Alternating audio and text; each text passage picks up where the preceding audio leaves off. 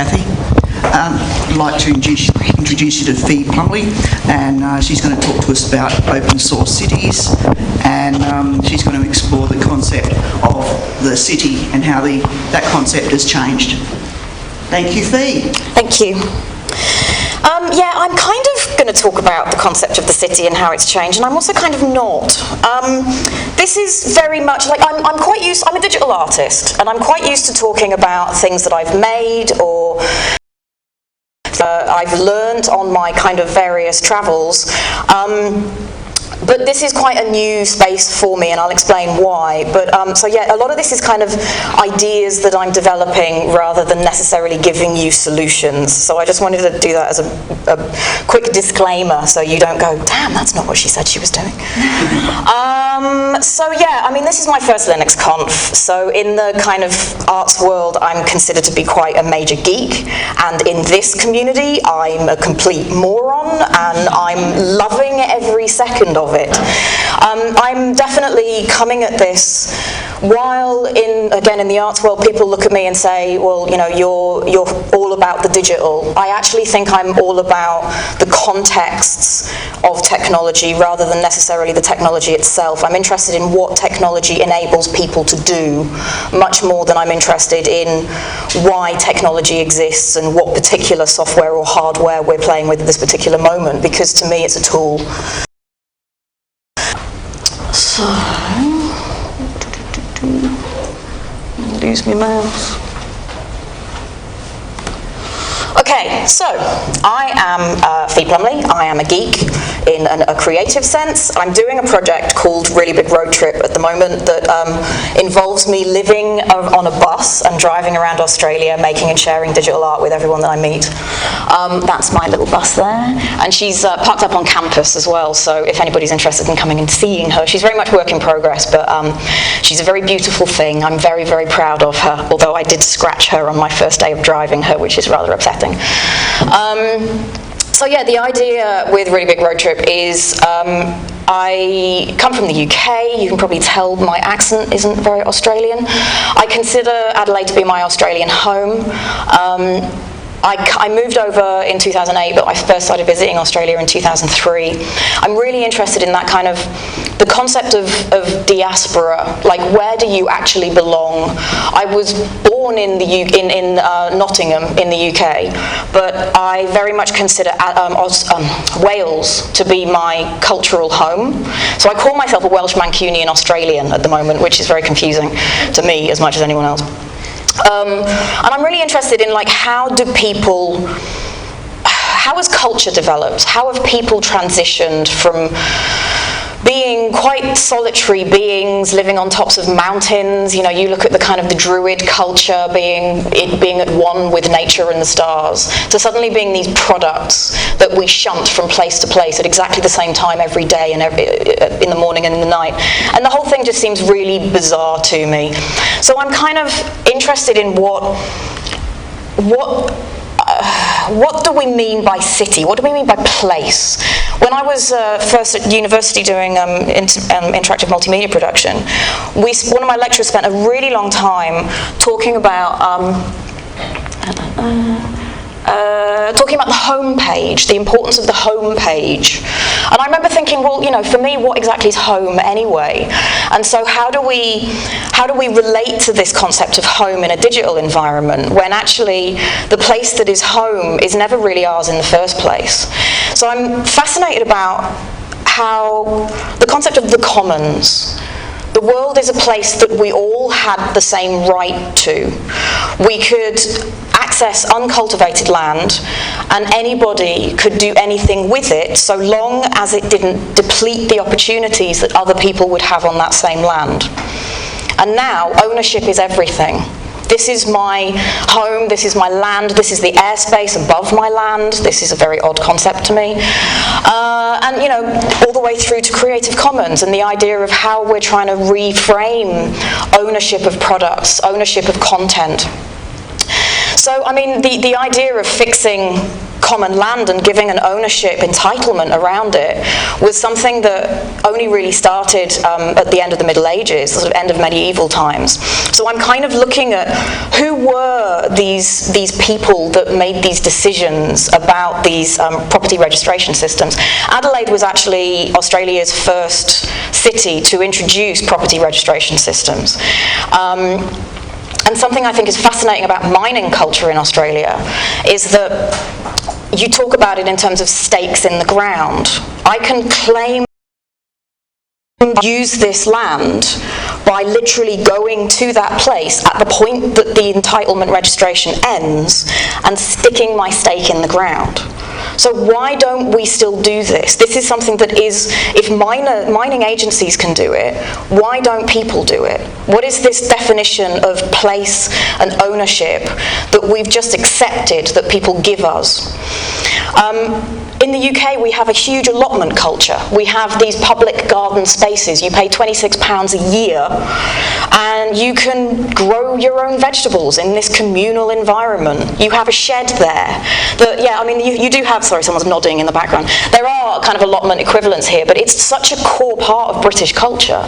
And it was very much, it was the common land to begin with, but then during the war, it was important for vegetables to be grown locally. And so it became a really important part of the community development, the community spirit, to work together collaboratively, to plough in order to create fruit that the community would then share. And now we have guerrilla gardening. So we have people who are actively running around any public environment planting seeds. And in Australia, the guerrilla gardening environment community is actually more about, can you please go and water this seed that I planted, is more important than weeding it or tending it or, putting a cloche around it. So how do different communities manage that kind of social connectivity? Again, going back to land ownership, lords in keeps would say the local peasants could go and use the land, they could go and cultivate the land, and we will protect you, we will give you our supervision, and in return, you need to give us a percentage of your harvest. And so again, it's this relationship between the owners and the community, who's benefiting, who's putting the labour. How does that work? I mean, all this data about how much percentage and whether or not it worked for the peasants and whether the lords were taking advantage, all of this stuff is stuff that I'm looking into and I've got to find out a lot more about. Then you're looking at things like squatter rights. In the UK specifically, we have, it used to be possession is 9/10 of the law. So if you took over an old property, say in London, which is one of the largest squatting communities in the Northern Hemisphere, there would be beautiful old buildings that were just left to rack and ruin. And the squatters would actually move in, restore the buildings, make sure that they weren't left to mould, make sure that they weren't crumbling. You see a lot of houses in London with trees growing outside of the middle of them, because they've just been completely desolate for such a long time. So squatters have actually been contributing to the social makeup, to the physical makeup, to the land, property management and security, and making certain parts of the city very safe, whereas before they were abandoned and desolate. And yet these rights have been decimated regularly and increasingly over the last decade or so, and certainly with the government that we have in at the moment, don't get me started on them. But even looking at people like gypsies, gypsies have a dreadful reputation. Like, you're a traveller community, you're either a hippie, you're a new age traveller, and all you do is talk about unicorns or rainbows. Actually, I had someone ask me if I wanted the bus to go in a convoy with this new age traveller community, and they said I could be their glittering princess, and I was like, God. I really want to post that email, but I think it'd be a bit rude. I said no, by the way, just to make that totally clear. Sorry, I'm a bit busy that lifetime. So yeah, gypsies. I mean, there's a brilliant journalist in the UK called Monbiot, and he writes his monbiot.com. So if you don't read The Guardian or wherever he's publishing his rants to, you can go directly to his own personal blog, and he's fantastic. He's one of the cleanest spoken deep research journalists in the UK at the moment, and he's been doing a lot of writing about gypsies and getting quite a lot of flack for it.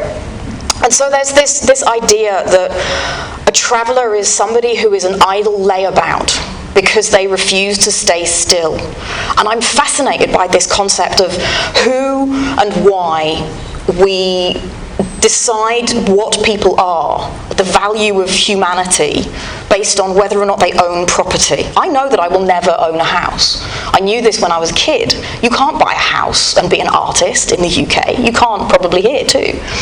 Although the first time I visited Australia, you could buy a house in Adelaide with 3 bedrooms and land near the sea for about $60,000. You can't now, but that was a while ago.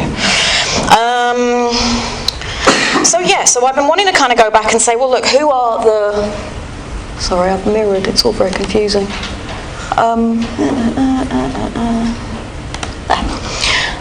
So who are these traveller types? Where did they come from? What did they do? What were their cultural activities? Were they creative? Were they ripping people off? Was it important? What have we learned from it? Why did they stop? And the travelling minstrels are a perfect example of the creative touring community. The physical touring networks are really, really important, particularly for a country like Australia. We've got the National Broadband Network coming, allegedly, hopefully, at some point, if they actually get around to joining the dots. But does that mean that you won't have touring programs anymore? Does it mean that it's no longer necessary to physically go to places because what you can do is live stream it? Is that enough? The touring minstrels, because whenever you're doing a talk, you have to look at Wikipedia about the stuff that you're talking about. And I saw this beautiful line, which is, a minstrel was a medieval European bard who performed songs whose lyrics told stories of distant places or of existing or imaginary historical events. Although minstrels created their own tales, they would often memorise and embellish the works of others. They're like the original open source Creative Commons community. Everybody's journey, and they're sharing it much more broadly than it could possibly manage on its own. These cultural tales, these anecdotes of how different people live and where they live and what matters to their world, what fantastical beasts live in their land. These are all things that are so culturally important to us. Like my identity, I'm English. I never say that publicly, and now you've got it on video, damn it. But I identify as Welsh, and so for me the dragon is a really important beast. If I then come to Australia and say, well, I'm going to be a travelling nomad around Australia, then what exactly am I identifying myself with here? And you look back, emus keep popping up as I'm driving around the country, and you've got all these wonderful, incredible, mythical beasts that are actually still alive now. It's brilliant. It's a crazy country. There's also, there's much more of this nomadic culture going on. There's a brilliant community in the Northern Hemisphere called Nomadic Cities, and they've actually got a call for proposals at the moment, so if anybody likes this travelling culture and wants to go to France is the next one. What they do is they're a bunch of individuals who live in buses and vans and trucks and gypsy caravans and whatever, and backpackers, but their whole idea is about living their life entirely on the move. And so every now and then one of them will get access to a field and they'll go, hey, let's gather. And it's like the old wagon circling thing, right? So like wagon circling was very much about protection. There are a bunch of us all travelling in convoy. When we stop, are we going to be safer if we all park in a line or, drop ourselves off in different parts of the desert, or is it actually going to be safer for us to congregate? What do we gain from coming together physically, even though we are travelling together physically, but we're all distant? So the nomadic cities are very much this community of disparate diaspora entities who physically come together at certain times. And so their next one is going to be in France in October this year, so I'm hoping to go over. Although they do say that if you can't physically get your own vehicle there, they'll lend you one. So I'm hoping I'll get to swap the bus for a gypsy caravan for a couple of weeks. That'd be fun. But there's also this nomad, the KNOW mad. No, mad, actually, that's quite apt, who are very much this kind of the digital nomads. They're people who've recognised that they don't have to physically be in a building in order to deliver the work that they do. They can be anywhere. The keynote speaker yesterday was talking about whether or not you have a desktop or you work on your lap. I work on my lap so much that I've got a scar on my knee from the battery burning it so many times. It's hideous. I can't wait till we've got wetware and then I can plug things in elsewhere and it'll be much better. Okay, thanks.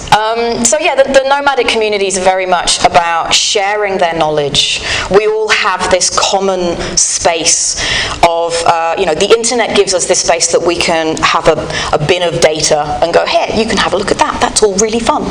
But it's also about how you take that content and deliver it in other places. Hackerspace communities really interest me because you're all individuals who work in, especially in Adelaide. I'm part of I'm the most useless member of the Adelaide Hackerspace, and there are so many different people across South Australia who are part of the Hackerspace network, but they don't physically come to the gatherings. And so I'm really interested in when and where is it important to bring people together? Conferences and festivals. We're doing the Mini Maker Fair in Adelaide in April. Bringing people physically together is really, really important. So how do you maintain the meaningful live shared experience over vast geographic distances when increasingly it's becoming more expensive and more damaging to the universe to actually travel to those places and physically get together? So basically, that's my kind of little yarn. I am gathering a lot of these ideas. Reallybigroadtrip.com is my blog. I'm feasible on Twitter. I've got a Google Plus community that I set up that's it's called Nomads because I'm really interested in finding other people that either are living or are researching this particular area, finding out what they think, why they're doing it, what I can learn from it, how I can share what I'm learning as I go. So I would love to know what you think. I would love to know if you've got any sources of information I should be aware of, and if you're interested in following this journey, then that's how you find me. So thank you very much.